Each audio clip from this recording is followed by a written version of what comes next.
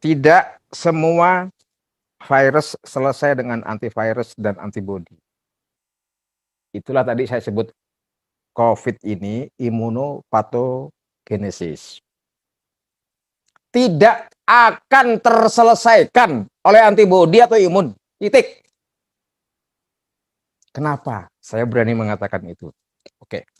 Orang yang paling paham mengenai peristiwa ini, kasus ini, makhluk yang oleh dunia disebut COVID-19 adalah Tamim Pardede. Ini orangnya.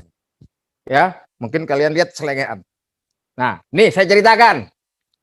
Pasang telinga dan catat, rekam dan kasih ke Jokowi langsung. Tahun 2016 di Indonesia kerap terjadi kebakaran lahan gambut.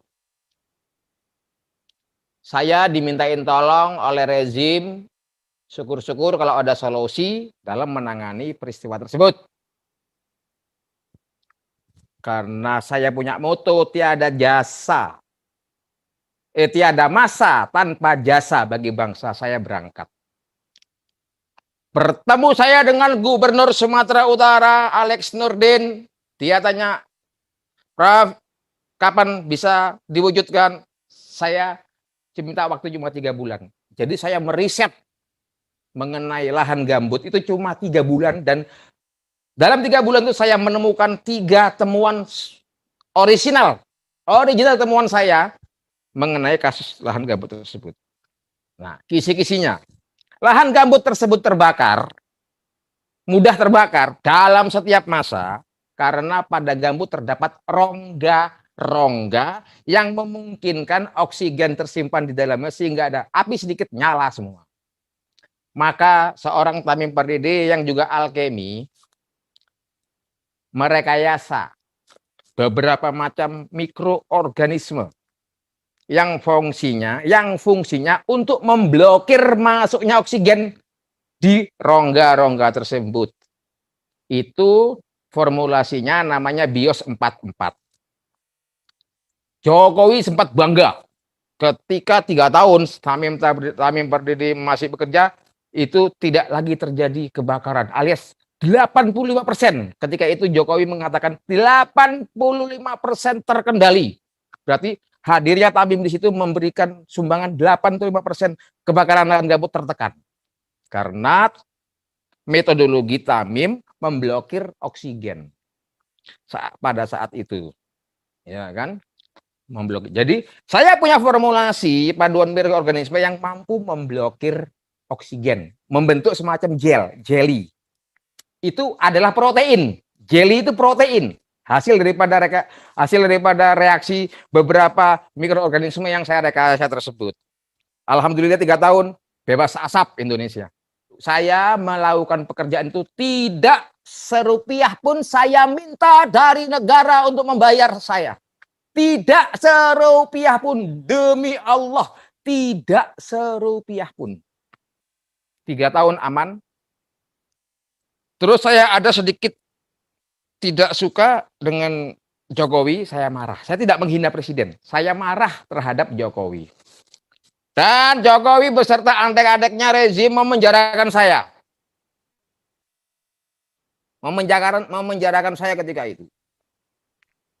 Di depan hakim, itu semua, kalau mau lihat silakan di googling, diabadikan. Di Google ada semua tentang saya. Di hadapan hakim saya katakan, Bapak Hakim yang terhormat, saya menuntut keadilan dari Bapak Hakim untuk memvonis saya 2 vonis saja. Satu, bebaskan saya dari segenap tuduhan. Mari sama-sama kita membangun bangsa dan negeri ini. Kedua, hukum mati saya. Kemudian saya berikan penjelasan. Kenapa saya minta dihukum mati Bapak Hakim? Karena saya manusia biasa Bapak Hakim. Saya punya rasa dendam. Saya khawatir kalau saya hanya di penjara saja, maka ilmu yang saya miliki akan menjadi petaka bagi bumi ini. Ketika itu saya sudah katakan bagi bumi ini. Sering saya katakan saya sudah tanamkan beberapa senjata saya di beberapa negeri. Membunuh tanpa suara. Makanya saya tidak pernah takut mau dengan polisi, mau dengan TNI, KGB, Mossad. Gua punya senjata pemusnah massal yang tidak akan bisa dunia mengatasinya kecuali saya sendiri. Itulah makna daripada tidaklah Allah turunkan penyakit melainkan Allah turunkan obatnya. Obatnya ada saya Tamim Pardede. Karena virusnya punya Tamim Pardede. Mungkin Anda nganggap saya halus, silakan. Ini dia abadikan di Google. Ya. Jadi bicara masalah COVID, saya yang paling ngerti dibanding seluruh penduduk bumi ini. Hanya Allah dan para malaikatnya. Ini semua terjadi. Saya lakukan. Kenapa di Wuhan? Catat ya, kenapa di Wuhan? Karena sebelumnya China telah lebih dahulu melakukan penyerangan perang biologi ke Indonesia dengan memasukkan bakteri bercabai.